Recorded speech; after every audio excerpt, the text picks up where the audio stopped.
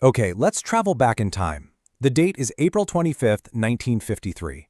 On this one day, the science journal Nature drops two papers that, when you put them together, basically unlock the secret of life itself.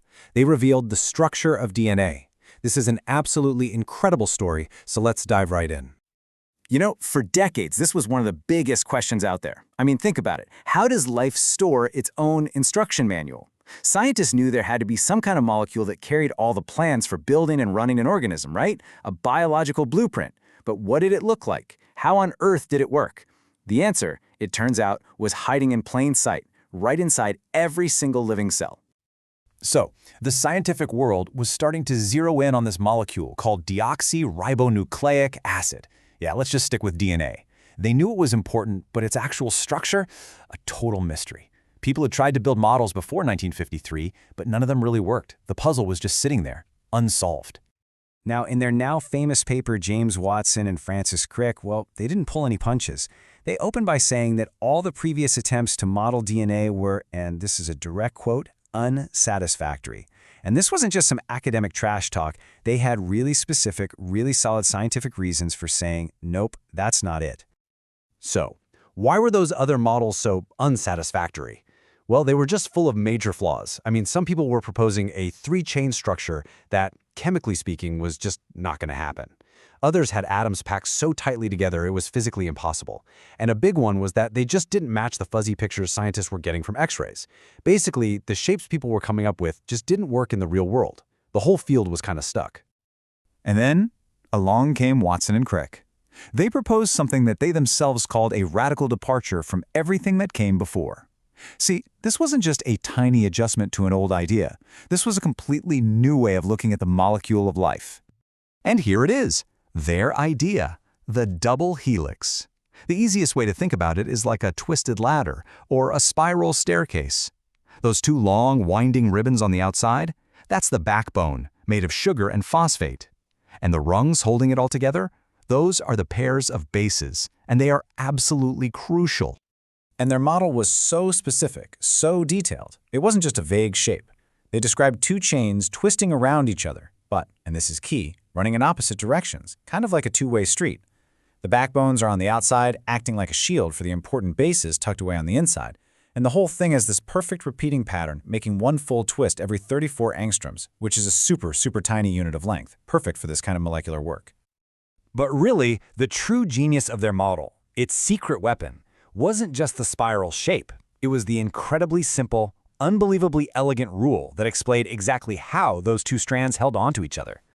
So those rungs on the ladder are made of four chemicals: adenine, guanine, cytosine, and thymine. Let's call them A, G, C, and T.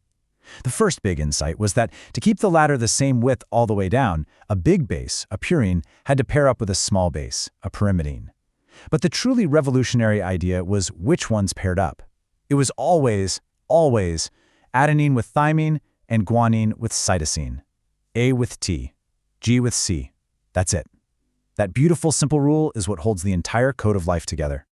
And this simple rule has a mind-blowing consequence, which they point out right in the paper. If you know the sequence of bases on one side of the ladder, say A, G, C, T, then the other side is, as they say, automatically determined. It has to be T, C, G, A. The strands aren't identical. They're complementary. One is a perfect mirror image, a template for the other. I mean, what an absolutely beautiful, elegant theory. It made sense. Chemically, it worked. It seemed to solve all the problems the old models had. But you know, in science, a beautiful theory is not enough. You've got to have proof. You need hard, physical evidence to back it up. So, was there any? Oh, there was. And the proof came in that second paper, published on the very same day, from Rosalind Franklin, Maurice Wilkins, and their team. And this wasn't a theory, it was a picture. It was an X-ray photograph that had captured the literal shadow of the DNA molecule itself. Now I know what you're thinking. This doesn't look like much, does it? It's fuzzy, it's abstract. It definitely doesn't look like a ladder. But to a scientist who knows how to read these things, this image, famously called Photograph 51, is just packed with clues. It's like a coded message sent from the molecule itself. So how in the world do you read this thing? Well, you can think of it as a set of clues. First, see that giant X shape in the middle? That is the unmistakable signature of a helix. Boom, that tells you the molecule is a spiral. Second, those horizontal smudges or layer lines? Their spacing let them measure the helix's exact dimensions. And finally, see those dark smudges at the top and bottom? They confirmed that precise 34 angstrom repeating pattern. Every single key feature that Watson and Crick had predicted in their model was right there, staring back at them from this photograph. And this is where it all just clicks into place. You have the elegant theory from one paper, and it's being confirmed point by the hard physical evidence in the other. This was the moment. This is where theory met proof. And here you can see it, side by side. This is the aha moment of modern biology. On the left, you've got the clean, simple, beautiful theoretical model, that twisted ladder. And on the right, you have the fuzzy but completely undeniable physical proof. The X-ray data didn't just support the double helix model. It looked exactly like what a double helix should look like if you took its picture with an X-ray. The case was closed. And the fact that these two papers came out together, in the same issue of the same journal, was no accident. The editors of Nature knew exactly what they were looking at. They knew this was a monumental scientific breakthrough. And just like that, in the span of a few pages, our entire understanding of heredity, of genetics, of life itself, was changed forever. I just want to leave you with the final sentence from the Watson and Crick paper. It's got to be one of the biggest understatements in the history of science. With this one almost casual line, they were hinting at the next giant discovery. Think about it. If one strand is a perfect template for the other, couldn't the cell just unzip the ladder and build a new partner for each side?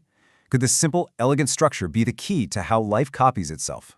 The answer, as we now know, is a massive, resounding yes.